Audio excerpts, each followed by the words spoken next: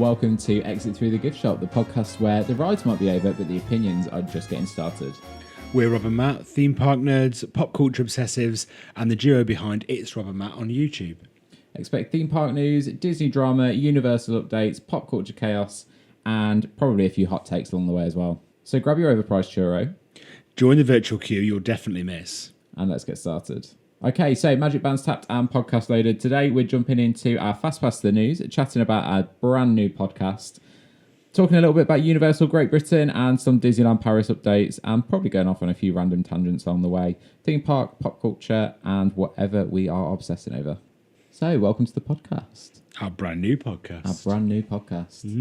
It's exciting, isn't it? It is. I'm very excited, actually. We tried a little bit of this last year, didn't we?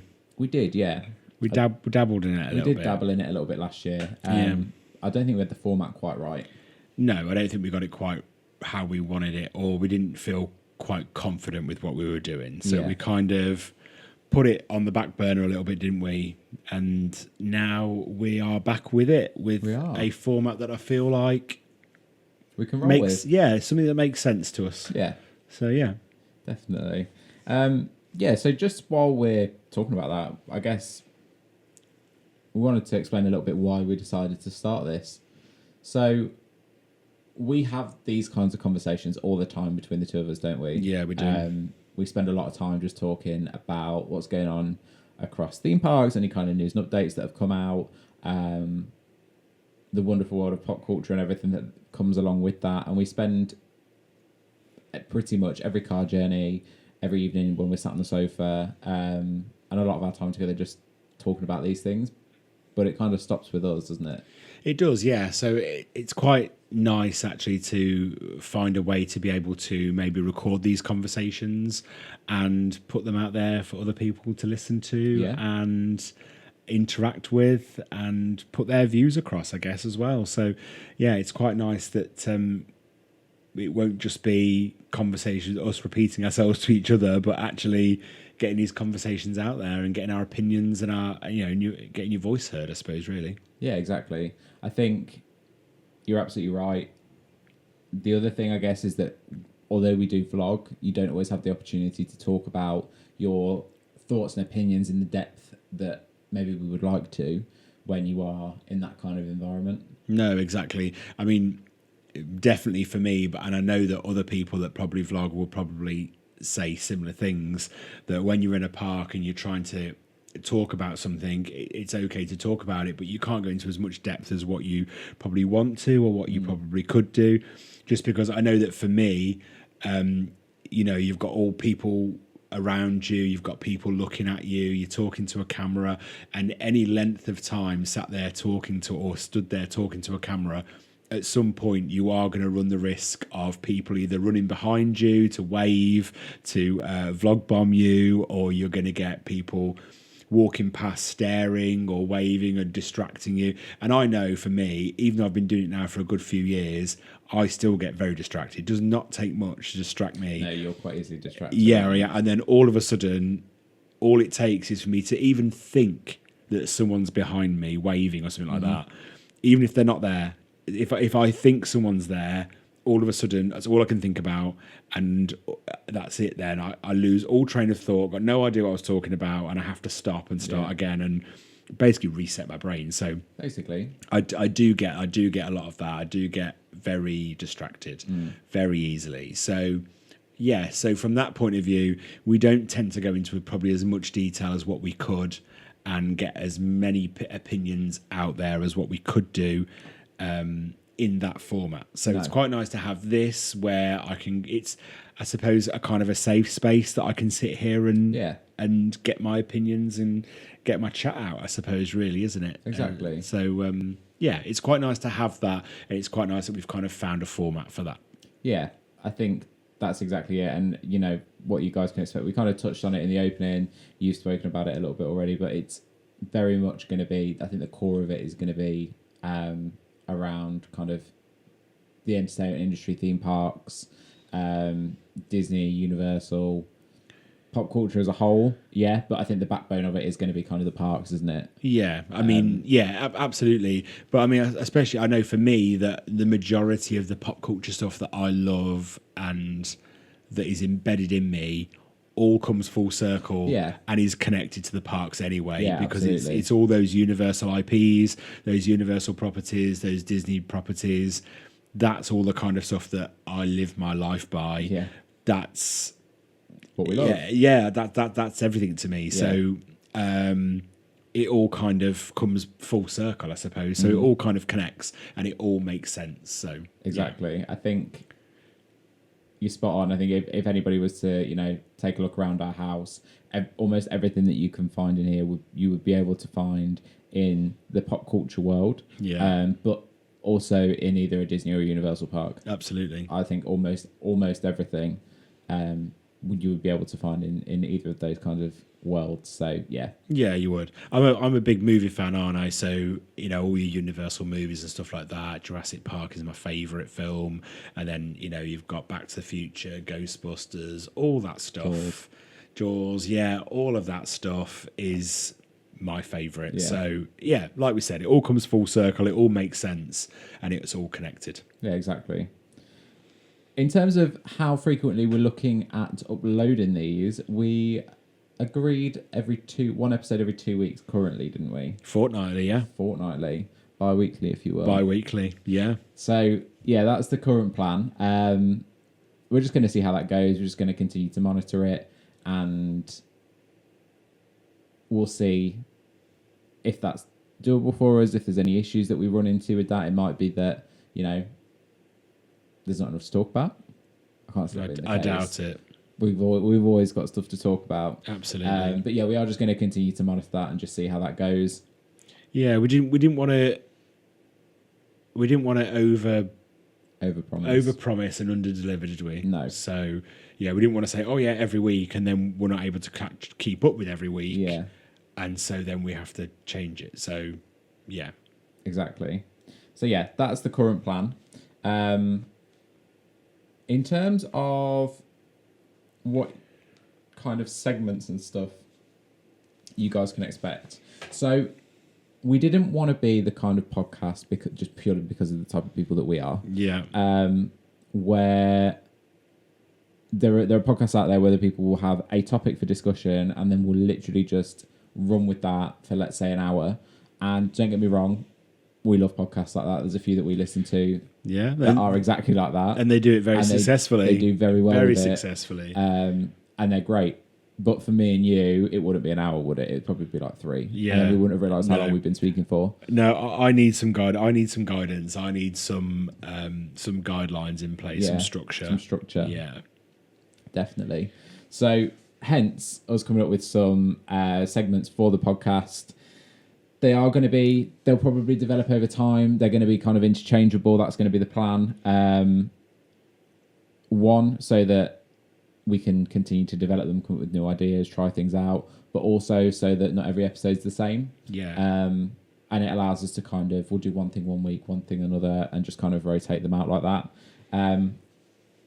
But in terms of what you can expect, so we are going to do, every week we'll be doing a Fast Pass to the News, which will just be a bit of an update as to what's going on within the industry, any kind of news that's come out, any rumours, all that kind of stuff, really. We'll then have a topic or two, depending on how long each one is, per episode that we're going to discuss and kind of do a bit of a deep dive into. And then we'll probably do 1 or 2 segments at the end as well that we'll kind of chop and change. So within those, we've got things such as our Pop Culture Pit Stop, which is just an opportunity for us to talk through anything that we're loving at the moment, pop culture-wise. So that could be, I don't know, a new movie that's been released, Netflix series, TV show that we're enjoying. You love a true crime series, don't you? I do love true crime, yeah. It could be an album, it could be a book, it could be anything really, a theatre show that we've just been to see. Yeah. Anything along those lines. Got Ride Therapy, which is an opportunity for us to talk through a list of not through a list, but a ride that maybe is either SBNO, so standing but not operating, for anybody that's not aware of that terminology, or that is no longer with us. and that we've maybe not been able to emotionally process the fact that we've not been able to ride it yet, or maybe we have and we miss it. I've definitely got a list of those. I've got loads of those. Yeah, you've got a few of them, haven't you, Yeah. already? I've got some in mind. We've got this or that, which is pretty self-explanatory, but just as an example, it's just a really quick fire. So, Dole Whip or Mickey Premium Bar? Mickey Premium Bar. Oh, Well, that's a disappointing choice. well, Dole Whip is hazardous to my health. So How so? because I get Get brain freeze from it. Yeah, I knew you were going to say that. yeah. They give me brain freeze all the time. Because you eat it too quick. Well, it's delicious. It is delicious. So, I don't know. Yeah, okay. But yeah, you get the idea. Yeah, then we've got trash or treasure. So anything that we are treasuring or that we love at the moment, anything that's great. But then on the flip side of that, anything that we absolutely hate. Yeah, what really grinds your gears? Watch Gron, you get exactly what are you really What is hating really right getting now? on your nerves at the moment? What really annoys you? Yeah. So so that might be quite controversial. That might be quite triggering That for might be some quite people. fun. And that could be anything as well. It could literally be something that we see regularly in the parks that either we love or we absolutely hate. Or it could just be something that's going on in day-to-day life. It could be that Janet from down the street's moved the bin again. We haven't got a neighbour called Janet. No, we haven't. Not that I'm aware of anyway. No. If we do, it's coincidence. Yeah, it's not you, Janet, from down the road. Yeah, it's just that kind of bit of fun. What's really irritating us or what we're loving. So yeah. And then hopefully we'll also be getting some questions or comments from you guys as well. So as listeners, we do want to kind of build a community within this podcast, don't we?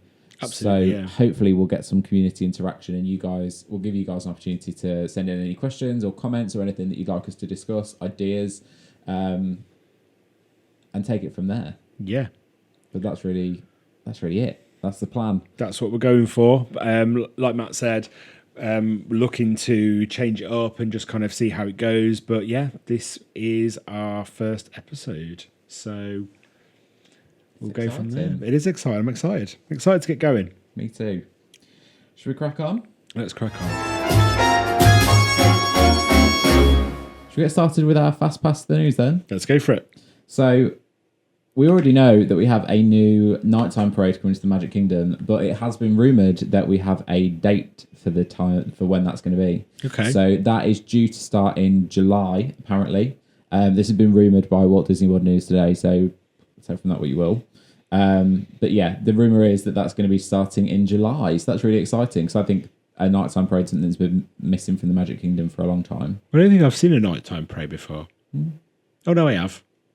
Which one? The Christmas one at Disneyland Paris.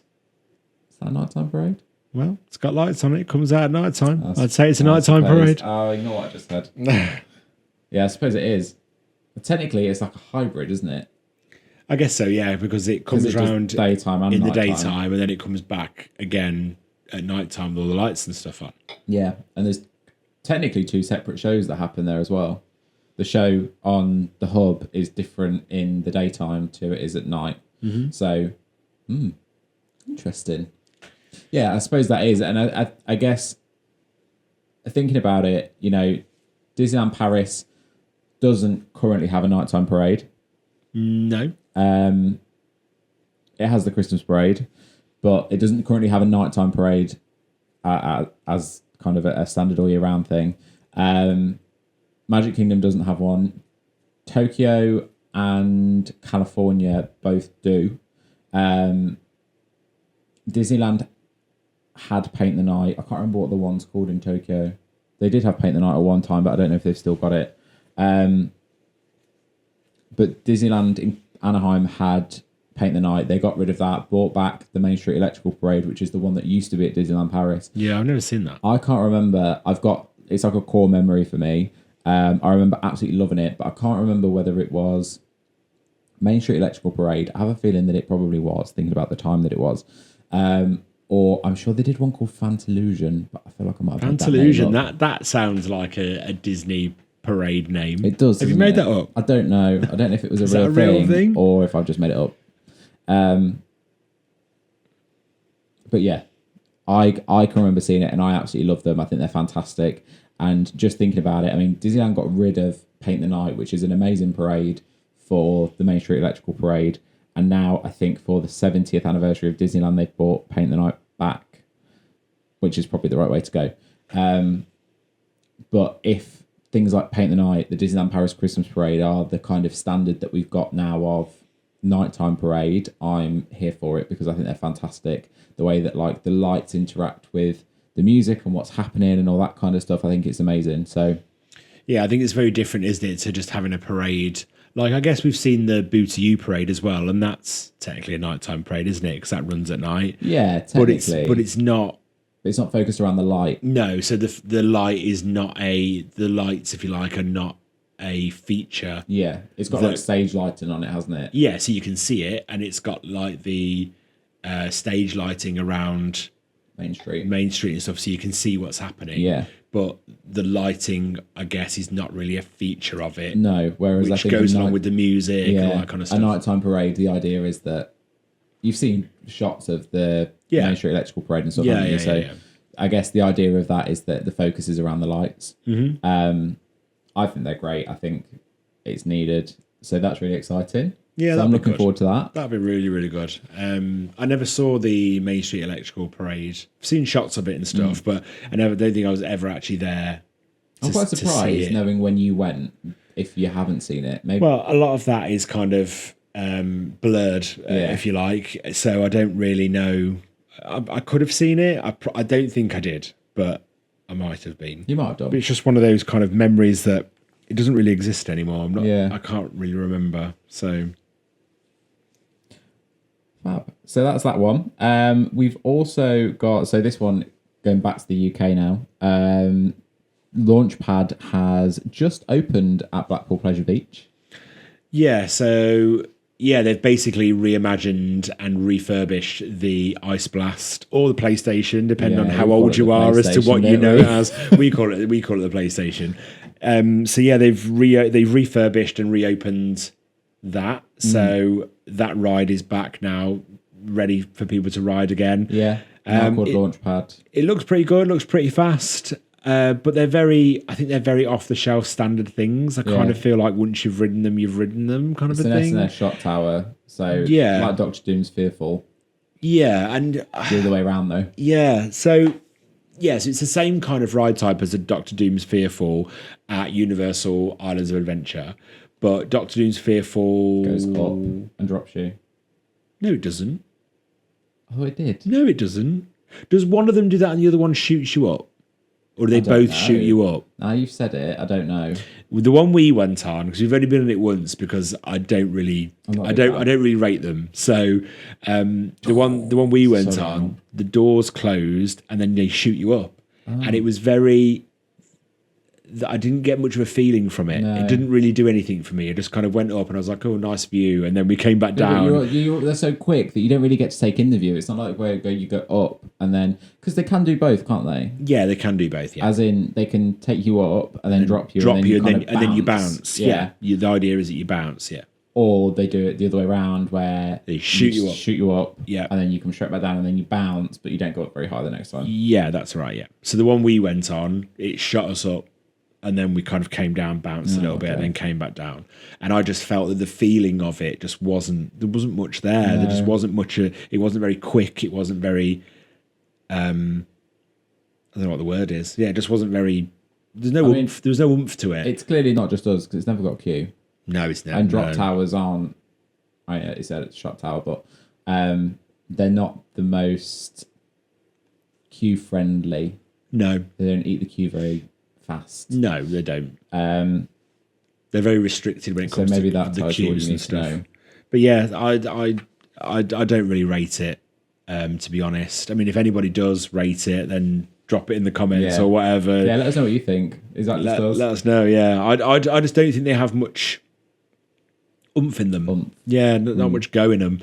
So, but anyway, going back to what we're actually talking about, Blackpool Pleasure Beach have refurbished and reopened this attraction, so it is now open. So anyone who likes Blackpool Pleasure Beach, it's back open now to ride. So I've not seen any reviews from it yet. I've not really looked into it too much. No, nor me.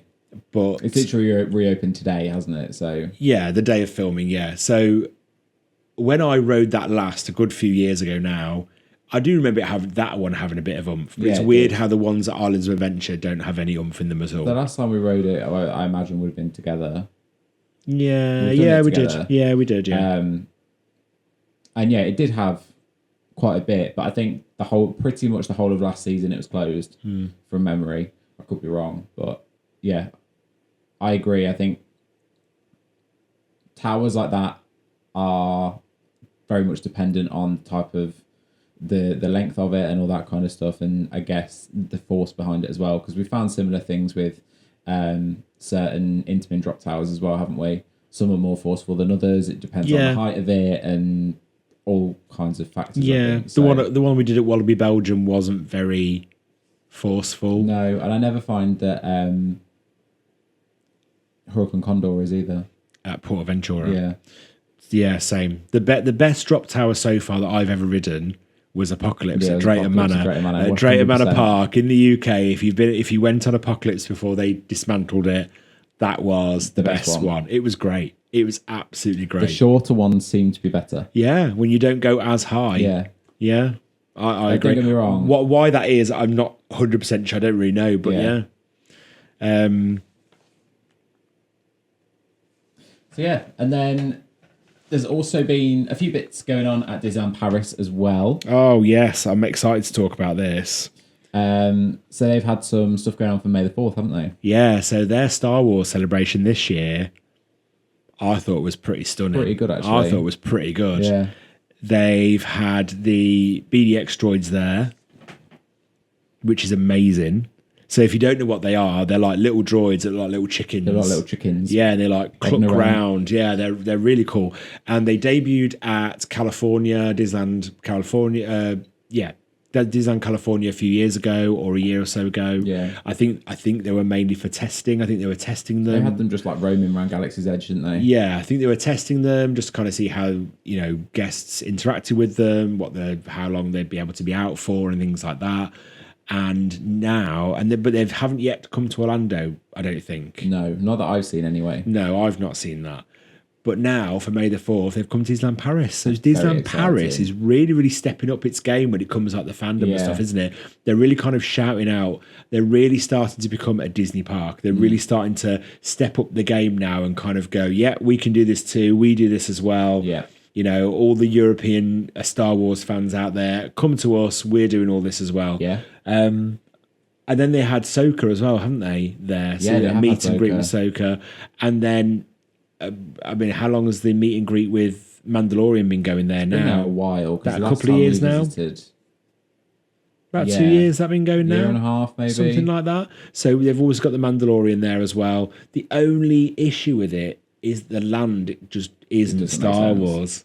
Isn't it? The land is just not geared to be Star Wars. The whole, but I think I'm complaining. I think my complaint is just going a little bit too far. As in, just accept it for what it is. Yeah, kind of. We have to be grateful that we're getting the experiences. Yeah, I just don't feel like the land is right.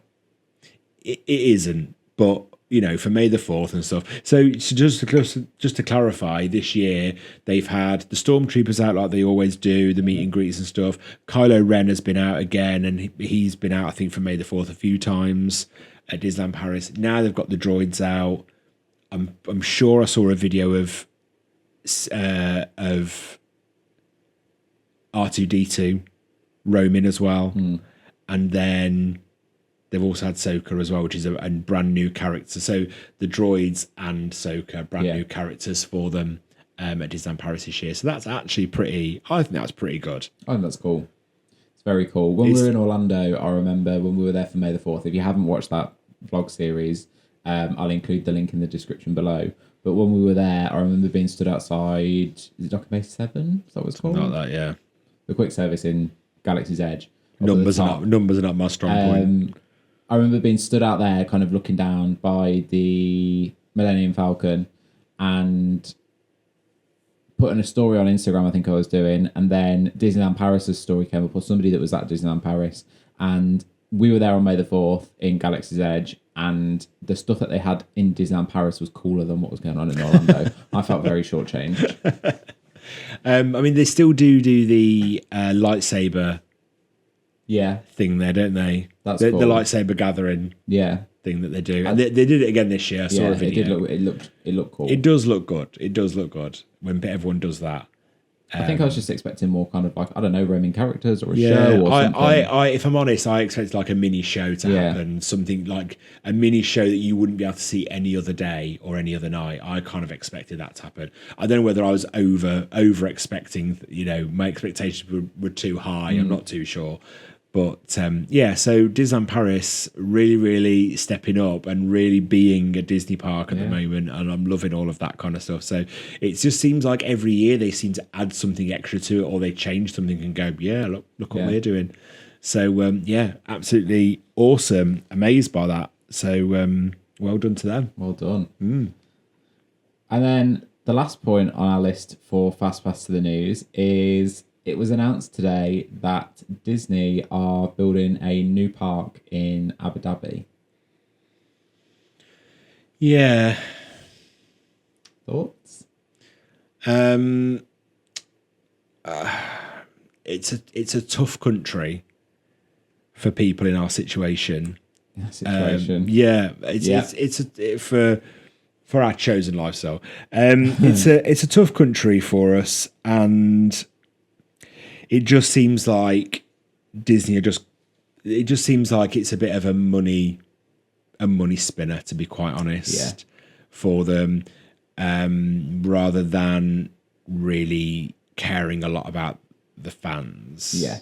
Because and the cast members. Yeah, because they've got a lot of cast members that are also part of the LGBT community, yeah. As much as they have a lot of fans that are also part of that community. Yeah. And for a company, I think, that prides itself in being there for being for everybody, I think it's quite difficult to understand why you would go to a country that is technically illegal. Well, if for us, we could possibly be given the death penalty if we were to visit and people found out. Yeah. So it's difficult. It just seems to me very much like it's a bit of a money grab. Yeah. Yeah. So unfortunately, it's difficult. It's hard to say. As in, I don't like saying it, but that's just how it's coming across and how it feels at the moment. Maybe things will change as it goes on, and I don't see how. But I'm just trying to be positive, if I'm being honest. So the company is quite interesting, this actually, because the company that Disney have gone into, I think it's called Yas Island. It might be Yas Island. Yas Island sounds more fun. Yeah. Not that it'd be fun to be there, but the company that is behind developing this island as a tourist destination is the same company that is also running the two parks they have there already. So they have Warner Brothers World, and SeaWorld.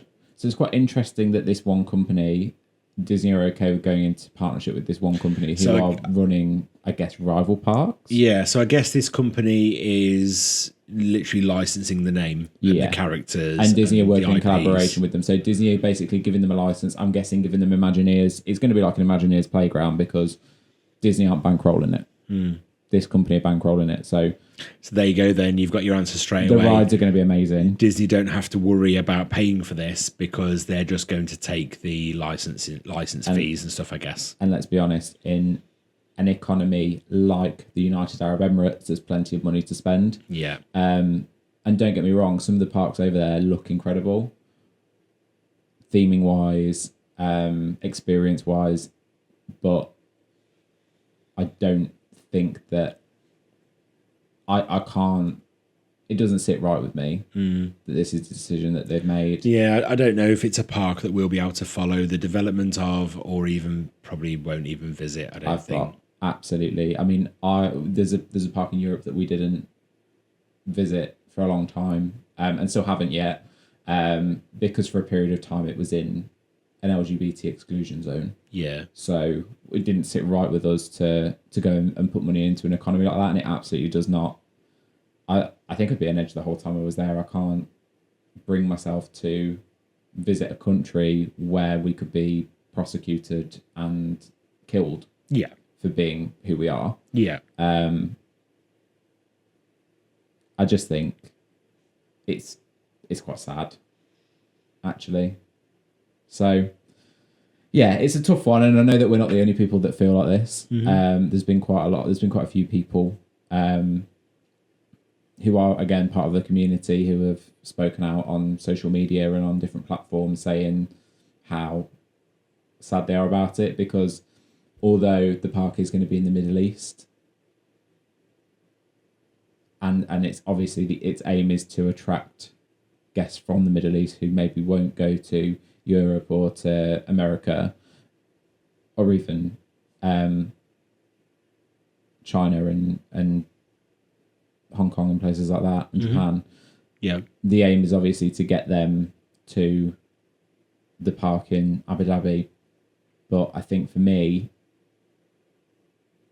you're going to... Disney know who their fans are. Disney know that Disney Parks fans in particular will literally travel the world to try and collect all the castles. And it's really sad that there's now potentially one that we won't be able to tick off on the bingo card. Maybe this is just one that you just ignore is there, and you just do the other ones and just go, well, we're not out of principle, we're not visiting that park. So yeah, maybe that's just the way it needs to be. I don't think that I can let my love for a company like this, and I will, as much as I don't agree with this decision, I will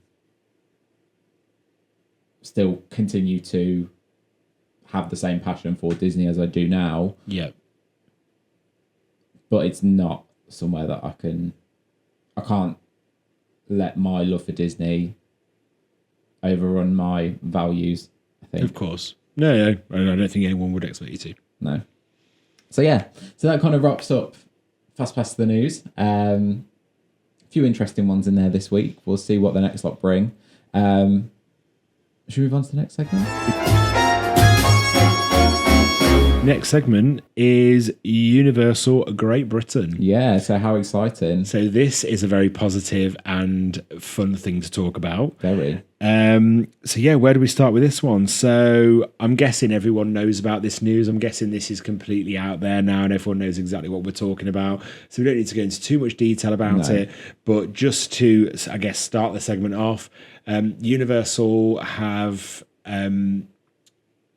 released information that they have bought land in the UK and that they are coming to the UK to build a resort here. So, and it's going to be in Bedfordshire, which is quite exciting. It's only about an hour and a half, hour and 45 minutes away from us, so it's not too far. At all. And yeah, it's looking very, very promising. I guess that it's all been, everything's been granted and it's going ahead. It's just, it's 6 years away, so 2031 it's looking to open, and I guess we've just got to hope that everything goes according to plan now and it does actually go through and we do actually get this resort and get it open. I don't see any reason why we wouldn't. There's obviously been a lot of work gone into getting this sorted and getting this through the planning stages with the government and everything, so I think it's looking pretty good that we should be getting a Universal Park in Europe. Which really exciting. Very exciting. And I'm looking forward to following along with the progress of this and following along to see how it develops and what we actually end up getting. Yeah, because, the BBC did leak some information literally the day that it was announced, didn't they, about what lands we would potentially be getting. Yeah. And I know that part of their list was... Back to the Future, which is very exciting. Very exciting, because this would be the only Universal resort currently with a Back to the Future land or even Back to the Future ride. Yeah, so really, really exciting that there's the potential that we'd be getting that. Yeah, that has also been trademarked as well. Yeah, there leads me to think that that's probably correct. Yeah, there is a trademark for it, so Universal are definitely looking to go ahead with that if they've trademarked it. Yeah, to make sure that no one else can take it, trademark it, whatever. Yeah. So yeah, that's really exciting. They also mentioned Jurassic World. Yeah, which is again very exciting. Very exciting. Minions, obviously, it's not Universal anymore without Minions. Of course, the Minions have got to be there, haven't they? Of course they have. It's not Universal without Minions. Lord of the Rings. Yeah, Lord of the Rings has been mentioned. James Bond was mentioned, Yeah. and I have forgotten the last one. Paddington. So let's have a look. Oh, Paddington. Paddington, yeah. It was Paddington, you're correct. Yeah, so these are all what they've mentioned. I mean, looking at the concept art, and I mean, I think it's very important to understand. I know everybody's really, really excited and, you know, spending time analysing the concept art. But I think what we do have to remember is this is only It's just concept art, and it is very, very early days. So anything can change. Hang on, this isn't concept art. This is real life. This is Universal Great Britain. Of course it is. So yeah, I think, you know, it's concept art at the end of the day. So all this can change. Yeah. And looking at the concept art, it does look very, very similar to Universal Beijing, which again, I think there's videos out there that have already clarified, or not clarified because there's nothing to clarify, but they've already said this. Done a bit of a deep dive into the concept art. Yeah. And we can see where the Minions stuff looks exactly the same. Literally identical. For all we know, the Universal have pulled this concept art together by taking little bits of Universal Beijing, thrown it all together just to have something to put in their press release. It looks like, I honestly think that's it might not look anything like this. I honestly think they've taken parts of Islands of Adventure and parts of Universal Beijing and just kind of mashed them together to make some kind of thing, because the same thing happened with Beijing, didn't it? They had concept art that came out. I think it was revised 2 or 3 times before the kind of final concept came into play. Yeah. But when you look at the attractions that are there on the concept art for Universal Great Britain, it's pretty much identical to what's in Beijing. So it does make me think that actually there's a good chance that we'll see that revised. Yeah. Because they probably have literally just gone, oh, well, we'll take this from Beijing. We'll take this. We'll take this. We'll take that from Islands of Adventure. We need something to show. Yeah. So let's give them something to look at. Let's just do it. Let's just put it together, and then we can look at actually what's going to go in there later. But who knows what we're actually going to get? I mean, part of it does look like Hill Valley, doesn't it, from Back to the Future? So part of it does. I can see how that would work, and there is concept art of a roller coaster coming out the back of there, so that's quite exciting and that's quite fun. Yeah. That'd be really nice if that was some kind of story coaster there. Yeah. And it's showing that it's got a spike on it as well. So could that be something like Hagrid's, where it's got the spike and it reverses and all that? Is that how it gets up to 88 miles an hour? Yeah. Are we going to be sat, instead of being sat in motorbike and sidecar, we'll be sat in DeLoreans, and it'll go up a spike and come back down? And is that going to be a bit of a show scenes in there, and then it comes out the back? And I don't know. This is just what my head's doing. But could that be like could that be like an Intamin story coaster there? Yeah. And then you look at where the Jurassic World stuff is, and that if they give us the ride that they've got in Beijing, which is technically the same technology as what Spider-Man is in Islands of Adventure. It's the same. It looks amazing. It's the same ride system and stuff. If they give us that Jurassic World ride there, just in its entirety, I'll be happy with that. I'll be more than that happy. Will do. I'll be more than happy. That's absolutely fantastic. fine. It does. It looks absolutely amazing. And then going over the other side, the Minions area looks very, very similar.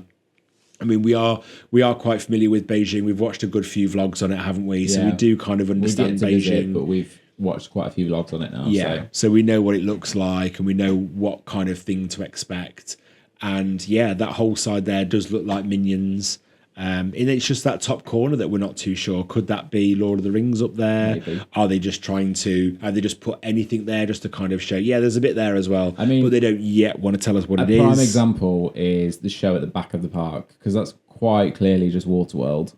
Yeah. It's plainly obvious that it's just Waterworld, but I can't see them putting Waterworld in because I feel like it's too old. I agree. I think we'll get something else, but for now they've gone chuck Waterworld in there. I can't see it being Waterworld because I feel like Waterworld now is too old of a film. It's no longer, I guess, relevant anymore. It's not relevant. But as a show, it does well in their parks when they've already got it. So it's fine as it is. But I can't see them putting to launch a new park with it and go, oh yeah, it's Waterworld, for then younger people today, people that were born in the 2000s, they won't know what Waterworld is, to turn around and go, what's Waterworld? Yeah, exactly. Do you know what I mean? So, but what's quite interesting as well is the Waterworld is in Hollywood, but then in Beijing there's a whole land to it as well, with shops and restaurants and I must things not like be that. paying attention at this. All themed. There's a whole land there before you get to the show. So that's what they've done. So Interesting. it could be either, but the I think what was teased or what's been rumored is that it might be a James Bond show. So very similar to what Waterworld is, but just with a James Bond overlay on it. Oh, interesting. Which is again also cool. We don't want things cookie cuttered across the world. No. We want to have reasons to visit these parks. Absolutely. And there's no point visiting a park if it's a cookie cutter park of another one. Mm-hmm. We don't. Totally agree. I think as a fan, I definitely don't mind one or two rides that are the same because they're fan favourites. You go, oh yeah, I love this, but you don't want to visit a park that's identical to another one. No, that's why I don't want Galaxy's Edge coming to Disneyland Paris. We don't need it. We don't need a third. We don't need a third one. No, do something else. Do something new. Do something different. Don't give me Galaxy's Edge again. So so I think with Universal Great Britain, I think it's looking good what they're doing. Definitely looking to follow it along. I don't think a lot will happen now over the next year or so. I think it will now be very much surveying, and it will be boring stuff like cables have got to go in the ground, drainage has got to go in.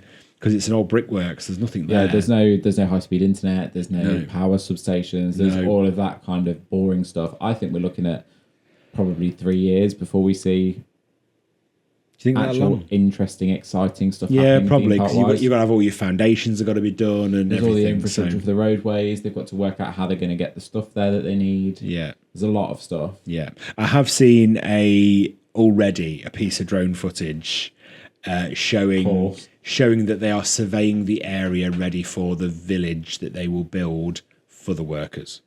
So that's where we're at. We're at that boring stage. That's where we're at.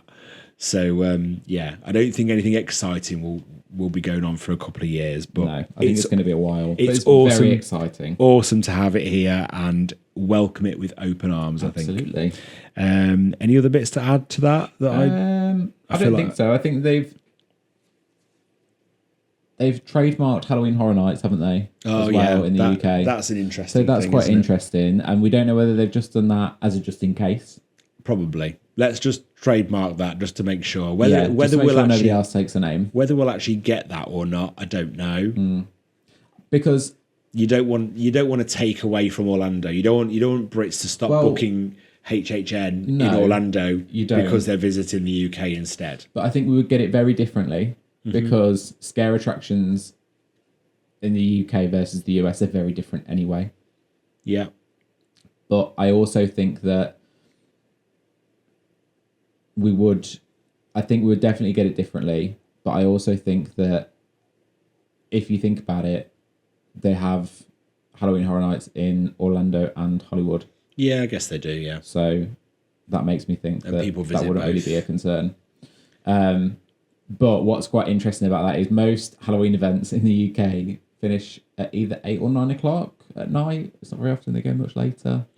Halloween Horror Nights, on the other hand, 2 a.m. 2 a.m. Yeah, which you almost struggled to get there. I did. But yeah, 2 a.m. I'm interested to see whether or not that pans out in the UK because we don't tend to do. But local residents in villages that have time to moan about these things don't tend to like that kind of stuff. So yeah, it's going to be an interesting one for sure. I think the land's big enough that it won't bother anybody outside, and I think that's been done purposely. Yeah, I think it's been done. I don't think it will bother anybody outside the land. I don't think you'll hear it outside of there. If I'm being completely honest, I don't think you will. Probably not. Not looking at the size of the land, I think you'll have too much car park and trees and things like that, barriers to stop the noise. I don't think local residents will really hear anything. So yeah, Universal Great Britain. So we'll definitely be talking about this more. It's really exciting to see what is on the way. It's going to be a long road. Yeah, definitely. But I'm really excited to see what's coming. Yeah. So up next then, we've got some exciting announcements from Disneyland Paris. So by the time this episode goes out, I think it will be a day or so before the opening of world premiere at Disney Adventure World. Yeah, so world premiere, if you don't know, is the old Studio One. Yes. So it's the building that when you go into Walt Disney Studios, you walk in, and it's that first building with the with the facades up, with all the pretend shops and stuff. But then you go in, it's just one big quick service, and the other side is again pretend shops, but it's just one big shop. Yeah. Yeah. So So as part of the new, Apart from Pandora is in there. oh yeah, Pandora separate. I guess that might not be there anymore. Maybe not.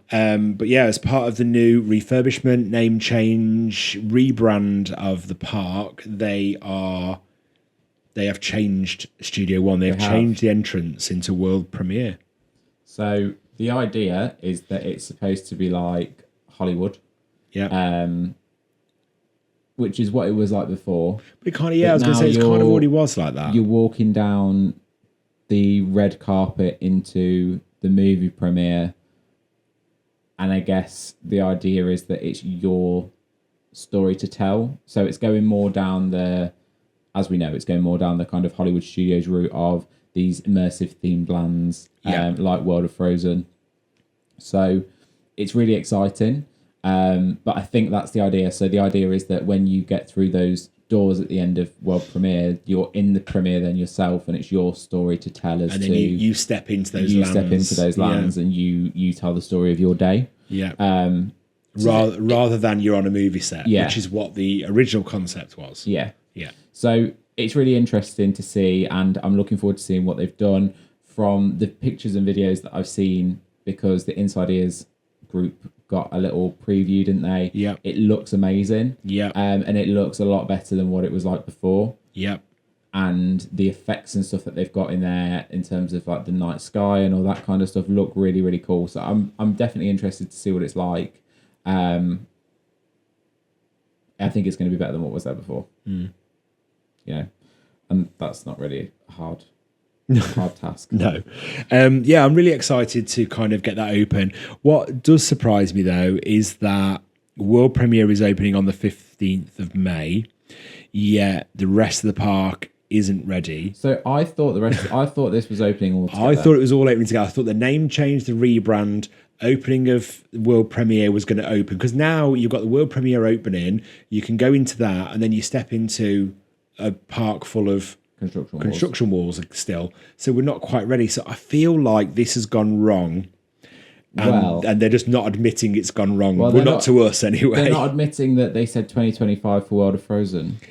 No, I know, but they did. They 100% did. And it's not just us that think they did. I absolutely think this was a 2025 opening for World of Frozen, and something's gone wrong, and now it's 2026, because at D23 they said coming in 2026, and I remember literally everybody went.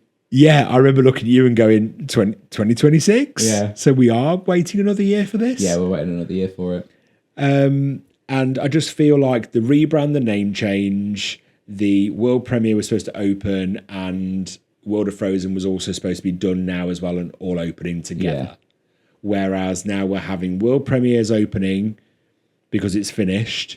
Yeah, the name isn't changing yet. The rebrand hasn't happened, and World of Frozen Adventure Way is not open. No, Adventure Way is open. The World of Frozen is still not a world. No. So I feel like something along this planning stage here has gone a little bit wrong, and they've gone and they've had to rejig everything. It's just typical DLP chaos, isn't it? Yeah, it is chaos. Yeah.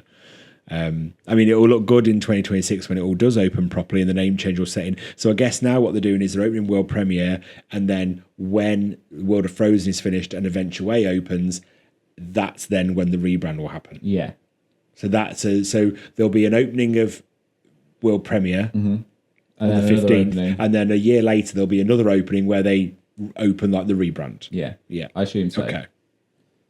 So it's all happening a little bit different to what I was expecting. Yeah, it's not how I was thinking it would happen at all, but we'll see. We'll see how this plays out. The other thing that I saw was that, so as part of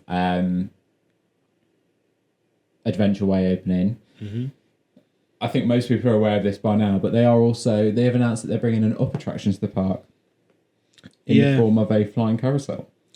Yeah, flying carousels. I don't have anything against flying carousels. I think they are very, very pretty attractions. Very. They're very, very nice. Very photographable. Yeah, very Instagrammable. Very Instagrammable, very filmable. They look really nice. If you set your camera in a certain way and then watch all the seats go past, it looks really, really nice. So yeah, it's a very nice attraction. They've got one at DCA. Have that?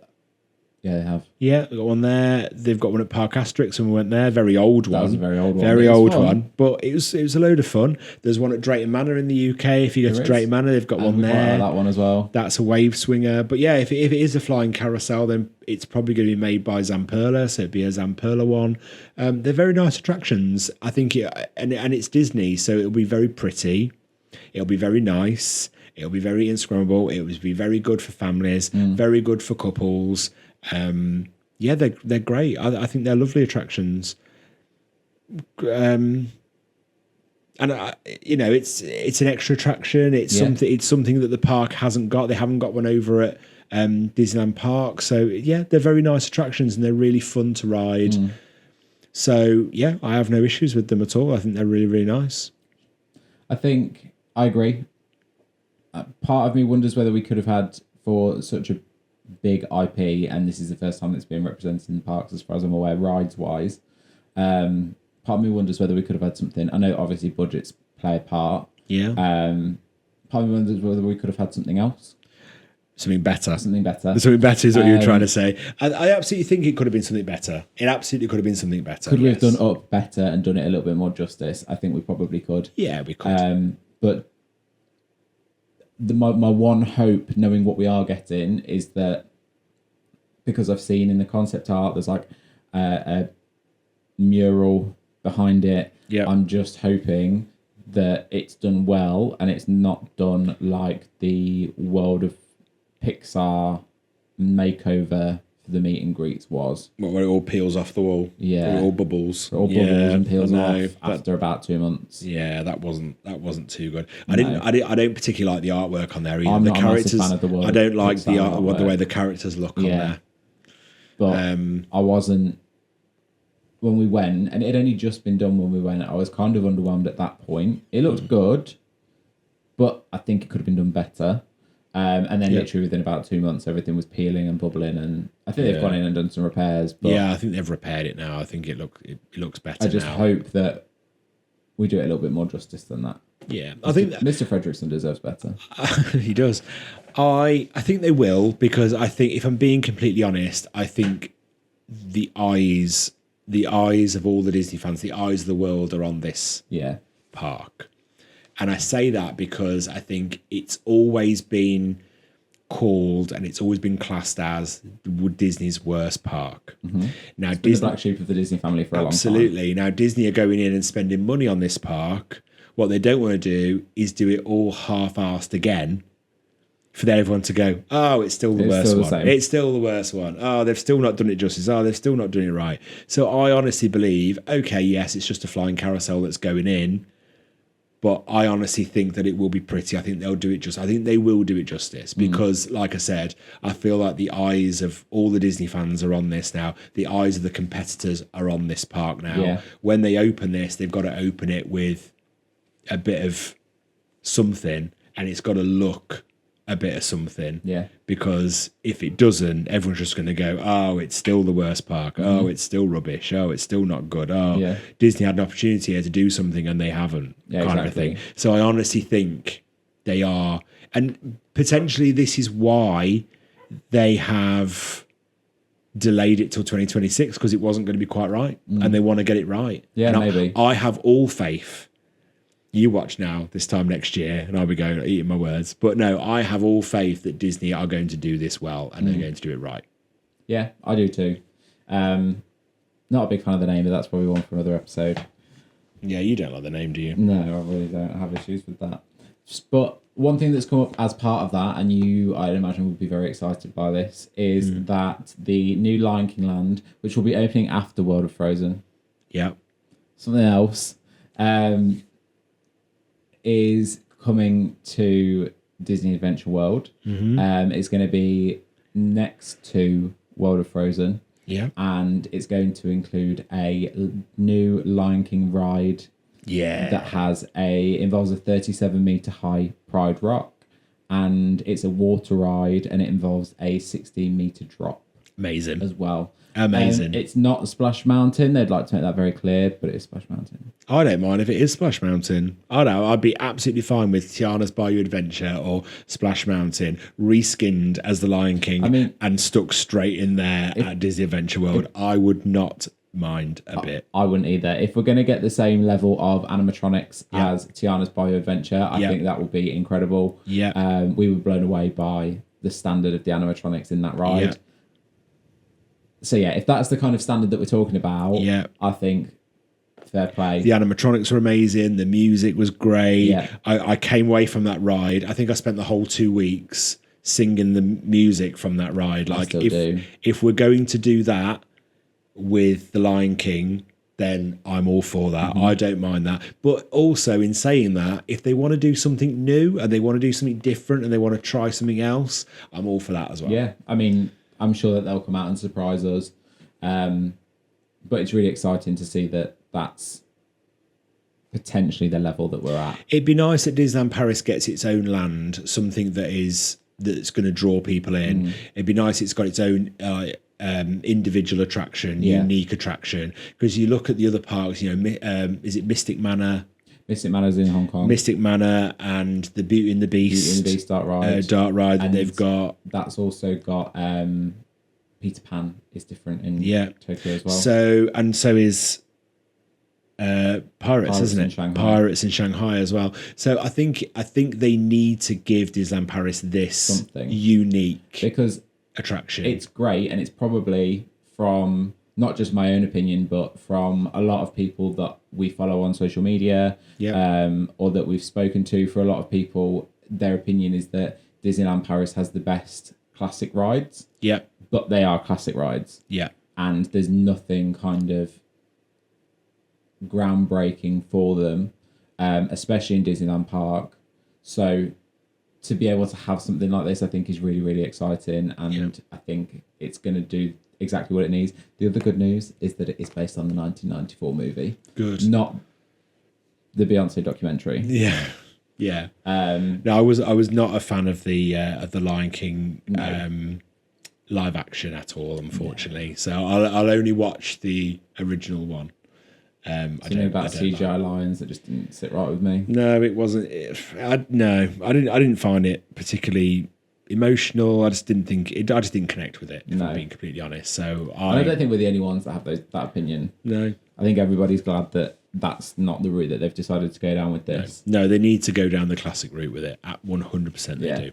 Absolutely. So that's really exciting, and I'd imagine that'll be 2027, but it could be 2028. They might say 2027 and then say, "Oh yeah, 2028." I don't think they will. I think it'll be pushing 2030. Yeah. Yeah, I do. I think that'll end up pushing 2030 because they'll have the hype of the Frozen stuff going on. The hype of that will last a couple of years while they're building the other stuff, and I think we'll be looking at closer to 2020 to 2030. I do.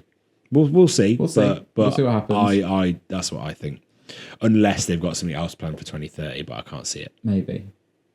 And then the last thing really for Disney Adventure World is their table service restaurant. Now this has been on the cards for a long time. We knew that this was coming, but some more information came out about it. So the Regal View Restaurant and Lounge is going to be. So it's going to be a lounge as well, which is exciting because Disneyland Paris doesn't have any lounges. Mm-hmm. It's going to be placed on, I know they said Bay Lake, that's not what it's called, Adventure Lake, I think they've called it. Maybe. Which is the lake where they're going to have their own nighttime show on the lake. Yeah. It has already started testing, which is really exciting. Excellent. And I've never seen World of Colour in person, but if it's anything like the videos that I've seen, I'm very excited and can't wait to see what they do with it. But that's the plan. Within that restaurant, you will be able to, I'm guessing, book packages to have a view of the show. Yeah. So that's really exciting. That is cool. The thing that I'm slightly less excited for, some people will be very excited, is that it's also going to be a princess dining. Okay. Now, I'm hoping that this might only be for one meal of the day. So, for example, it's princess dining, I don't know, at breakfast. Yep. And then the rest of the day, it's just a restaurant. Yep. Because it's really exciting that Disneyland Paris is getting a new table service restaurant, especially in the studios. I'm just hoping that they don't take it up all day with princess dining. Yeah. Because Me too. For us, especially as Disney adults, if you like, Self-proclaimed. yeah, I guess. When we go to Disney World, a big part of it is the dining, where we eating today, what have we got booked, and planning all of that in advance as well. And that's something that you can't really do at Disneyland Paris. There are table service restaurants, but they can be very hit and miss. I think the best they've probably got is Waltz. Yeah. That's probably the best. That's probably my favourite. The best place we've eaten. Yeah. So for me, I really hope that there is that kind of variety with what they're offering. Yeah. And that it's not just Princess Character Dining, because Princess Character Dining is well expensive as well. Yeah. Of course it is. Like, I think that Plaza Gardens has gotten pricey now for what they're offering. Yep. But I don't know what it's called, Auberge de Cauldron, or what? Terrible pronunciation. Apologies to all the French people out there. You're learning French as well. I am learning French. Duolingo is... I'm on a 260-day streak. Is that good? No, I've been doing it for almost a year. My 100 days off a full year. That is I'm pretty doing good. it every day. When you put it into that perspective, that is pretty good. So well done. thanks. And I did start it beforehand as well, and then we went to Disney World in 2023, and I lost my streak. So I have been learning it for longer. But yeah, the dining there is more expensive than what they're offering in Plaza Gardens. So I'm not sure about that one, but we'll see. We'll see what comes of it, and we'll see what they offer. I'm just looking forward to there being a lounge. We're not princess dining people, are we, really? No. We do a little bit of it, but I'm more into my fur characters. We're not really face dining people. Face character dining. Like I said, we've done a few. I loved the Snow White we did. But if I'm being completely honest, I enjoyed meeting Dopey and Grumpy more. Me too. Than Snow White. Yeah. So, sorry, Snow White. Yeah. But yeah, I enjoyed that more. And when we did Park Fair as well, that was probably, out of all the character dining that we did, that was probably the one that I enjoyed the least. Yeah. Yeah, probably. Because that was all face characters, wasn't it? That was really nerve-wracking. I find face characters a lot harder. And it was busy and it felt a little bit rushed. Yeah. So, yeah, I think for me, definitely agree. I think fair characters are the way to go with that one. Yeah. But it's another table service restaurant coming to Disneyland Paris. Exactly. Hopefully they're up in their food game. Exactly. So I'm not going to complain about it. If they just do princess dining for maybe the breakfast or maybe lunch, at least then as like we could use it at other times of the day, that would be good. I can't see them doing princess dining all day, every day. Can Hopefully you? Not. I can see them having a permanent character dining restaurant in that park. Oh, yeah, absolutely. So that makes me think that maybe that's going to be it. Because there's nothing else on the plans at the moment. Okay, maybe then. I hope not. But Maybe. We'll have to see. But yeah, it's an interesting one, and it's one to keep an eye on, I think. Yeah. Okay. Well, we'll keep an eye on it. We'll look out for it, and we'll see where that goes. Yeah. So I think that's it. Have you got anything that you want to add? No, not at the moment. I think I just want to say how much I've actually enjoyed this. I've actually really enjoyed good. it a lot more than I thought really I would. good, hasn't it? I've actually really enjoyed just having the conversation and just kind of chatting about stuff. May have gone off on a tangent here and there, and it's all this. We did say at the start we might. This video's also got to go through the editing process, so some bits might get clipped out yet. Yeah, I'm sure some will. But we'll see how that goes. But yeah, I just want to say how much I've really, really enjoyed it, and it's been really fun. So I can't wait to do the next one. Yeah, I'm really looking forward to it. And if you did enjoy it, please give us some feedback if there's anything that you'd like to see. Yeah. Like we said, we really want to build a community around this. So hopefully we didn't bore anybody. Hopefully it was hopefully it was fun and really good. But yeah, like Matt said, give us some feedback. If you're feeling generous, then please do drop us a review as well, and just let us know how it is, and other people that might want to watch it might want to read your review as well. So yeah, just help other people find decent content for them to watch or listen to. I need to get used to that as well. That it's not just watch. Yeah, I know. It's listen to as well. Yeah, I need to get used to that. Okay, so that's a wrap on this episode of Exit Through the Gift Shop. So thank you for hanging out with us. If you enjoyed the ride, make sure you follow, subscribe, and maybe leave a review if you're feeling nice. It helps more theme park nerds, pop culture pals to find us. Got a question, a hot take, or random thought? Send it our way. We love hearing what you guys are thinking. And don't forget to check us out over on YouTube at It's Rob and Matt for even more theme park adventures. So... Oh, we do this bit together, don't we? Okay. Oops. Okay, so